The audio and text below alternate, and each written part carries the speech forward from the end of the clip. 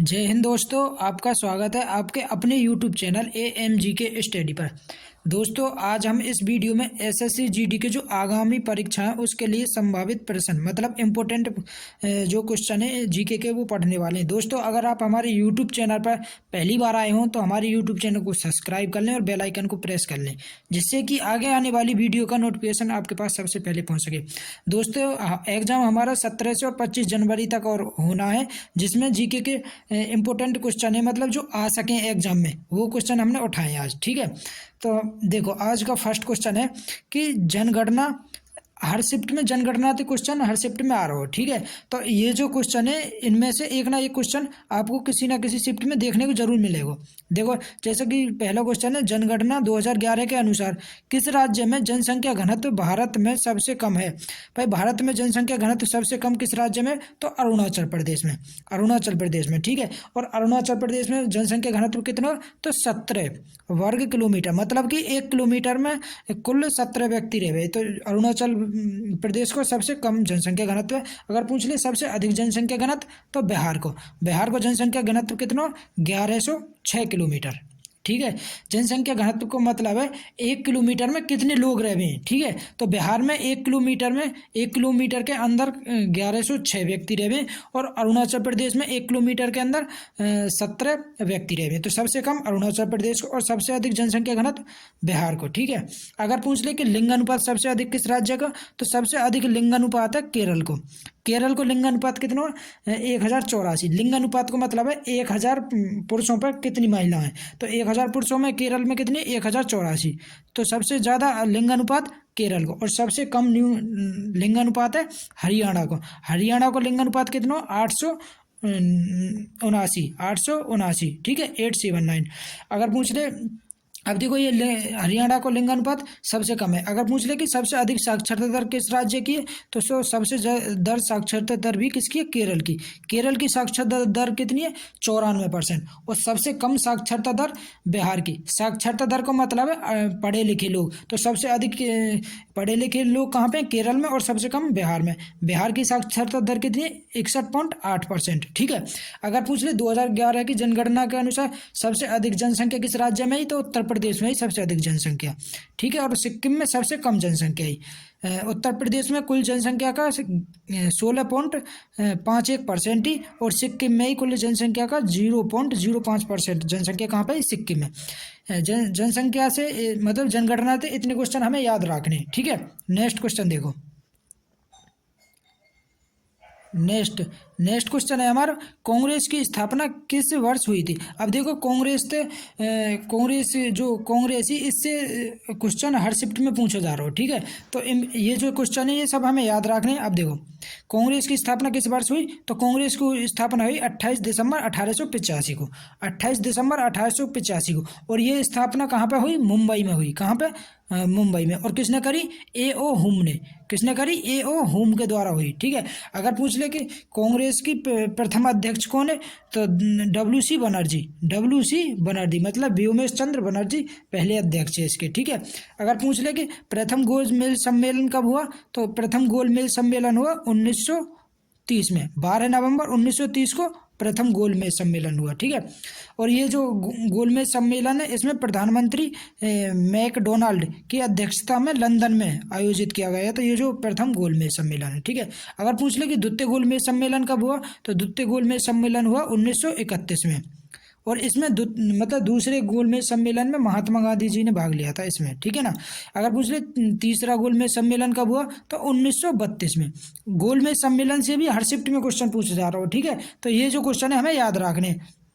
Next देखो, next question है हमारा कालबेलिया नृत्य संबंधित है। भाई, कालबेलिया जिसे हम सपेरा डांस भी बोलें, कालबेलिया नृत्य या कहाँ पे किया जावे, राजस्थान में। कहाँ पे, राजस्थान में। जिसे हम कालबेलिया जनजाति के द्वारा किया जावे, जिसे हम सपेरा डांस भी बोलें, या स्नेक चार्मर डांस भी बोलें, और या फिर गुलाबों सपेरा से संबंधित है। ये जो गुलाबों सपेरा से संबंधित है कौन सा, कालबेलिया डांस। ठीक है ना, नेक्स्ट क्वेश्चन देखो, poverty and un British rule किस इंडिया रूल इंडियन पुस्तक किसके द्वारा लिखी गई थी? भाई poverty and un-British rule in India पुस्तक किसके द्वारा लिखी गई? तो किसके द्वारा?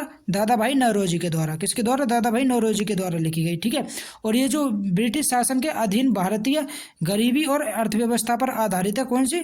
Poverty and un British rule in India पुस्तक है। और ये किसके द्वारा लिखी गई? दादा भाई नौरोजी के द्वारा। ठीक है।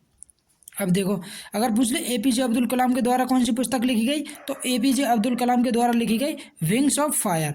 Wings of fire. और एक पुस्तक और लिखी गई इग्नाइटेड माइंड्स। इग्नाइटेड माइंड्स भी किसके द्वारा लिखी गई? एपीजे अब्दुल कलाम के द्वारा। और नेल्सन मंडेला के द्वारा लिखी गई long walk to freedom. Long walk to freedom किसके द्वारा लिखी गई? ये भी नेल्सन मंडेला के द्वारा। अगर पूछ ले झुप्पा लाहौरी के द्वारा कौन सी पुस्तक लिखी गई, तो झुप्पा लाहौरी के द्वारा लिखी गई the name sec. The name सेक ये झुप्पा लाहौरी के द्वारा लिखी गई।